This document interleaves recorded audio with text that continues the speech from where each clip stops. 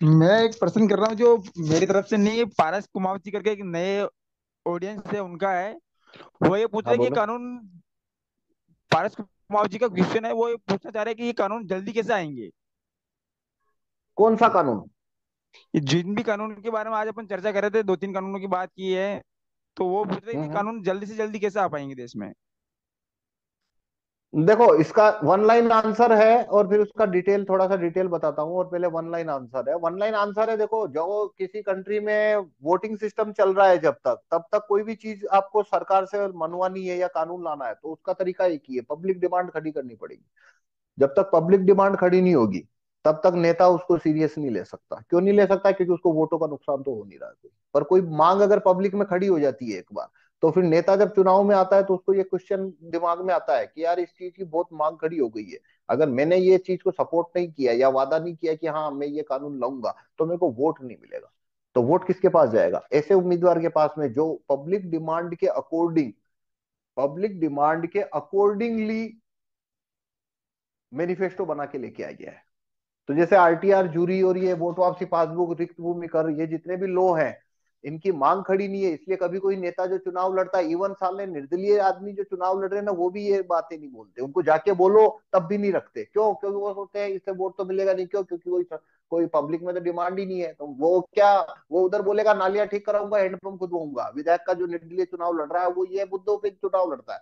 उसको बोले भाई ये क्या हैंडपंप और नालियों के पे, मतलब ये क्या मुद्दा है?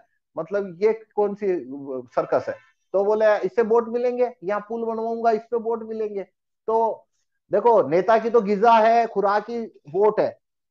तो वो वोट द्वारा ड्राइव है। वोट किधर से आएगा, वो चीज उसको सोचनी ही पड़ती है। उसके पास कोई इलाज नहीं है बचने का उसका, वरना उसकी नेतागिरी खत्म हो जाएगी। तो वन लाइन आंसर यही है, पब्लिक डिमांड खड़ी करनी पड़ेगी। पब्लिक डिमांड अगर खड़ी होएगी तो ये कानून आएंगे, किसी के रोके रुक ही नहीं सकते। पब्लिक डिमांड खड़ी हो गई तो अब पब्लिक डिमांड खड़ी कैसे होगी? पब्लिक डिमांड खड़ी करने के लिए दो दो फैक्टर पूरे करने पड़ते हैं, दोनों। एक फैक्टर से काम नहीं चलेगा। दोनों कंडीशन मीट करोगे तो ही पब्लिक डिमांड खड़ी होगी। और एक फिर क्यून पे कवर होता है वैसे एक तीसरी कंडीशन, जो कि बाद में स्टार्ट होती है, मतलब वो अलग से है। पर दो कंडीशन क्या है? पहला, इन कानूनों के बारे में प्रत्येक नागरिक, एक्टिविस्ट तक सूचना पहुंचाना। ये पहली पहली है। तो सूचना पहुंचाएंगे तो ही तो वो इसको सपोर्ट करेंगे। जिसको रिक्त भूमि कर क्या है, इसका परफॉर्मा ही नहीं पहुंचाया आपने अभी तक जिसके पास, वो इस पे स्टैंड कैसे लेगा? भीलवाड़ा में 20 लाख लोग रहते हैं। अब रिक्त भूमि कर की बात ही हम 3,000 तक पहुंचा पाए हैं, तो बाकी के लोगों स्टैंड के क्या लेंगे? स्टैंड ही नहीं ले सकते वो तो सूचना, पहले तो सबको सूचित करना पड़ेगा इस कानून के बारे में, फिर उनके आंसर करने पड़ेंगे ताकि वो इसको सपोर्ट करना शुरू करें। जब वो सपोर्ट करेंगे तो पब्लिक डिमांड खड़ी होना तब माना जाता है जब इसकी कॉमन नॉलेज बन जाए। मतलब सारे लोगों को ये पता हो कि सारे लोग ये कानून चाहते हैं। ये पब्लिक नॉलेज में अगर आ गया तो इसको बोलते हैं भाई डिमांड खड़ी हो गई। अब डिमांड अगर खड़ी हो गई है तो फिर ये कानून आएंगे, फिर ये नहीं रुकेंगे। तो अब पब्लिक डिमांड खड़ी करना और उसकी कॉमन नॉलेज बनाना, तो हम उस दिशा में काम कर रहे हैं। अब इसके लिए कौन क्या कर सकता है? फेसबुक का इस्तेमाल करो, यूट्यूब का इस्तेमाल करो, जूम का इस्तेमाल करो, कोरा, यूट्यूब और ये सब का इस्तेमाल करो।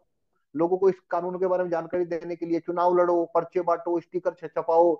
सब तरफ से जितना प्रचार हो सकता है अपनी तरफ से लोगों को प्रचार करो, उनको क्वेश्चन के आंसर करो, उनको इस कानून की खासियत बताओ, विशेषता बताओ, ये सब जानकारी दो।